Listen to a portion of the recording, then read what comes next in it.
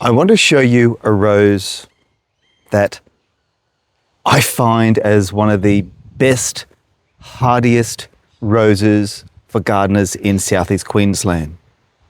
It's a single row of petals, which means it's best for the bees and the butterflies. It changes colour. It's thorny, but it is incredibly low maintenance. This is Rosa mutabilis, also known as the China rose.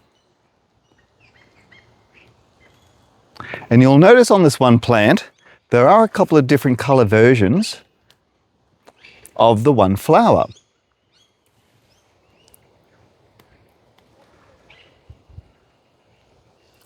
But the reality is, it changes colour as it opens up. Now, it is a thorny plant. It is a kind of floribunda climbing shrub plant. This plant is about 2 meters high, 2 meters wide, incredibly tough. It does have a few spots of black spot disease, but basically speaking, it's incredibly low maintenance. It tolerates the humidity quite well. And if you're a beginner for roses in the subtropical climate, this one is one of the best roses to consider for your garden. The common name, China rose, botanically known as Rosa mutabilis.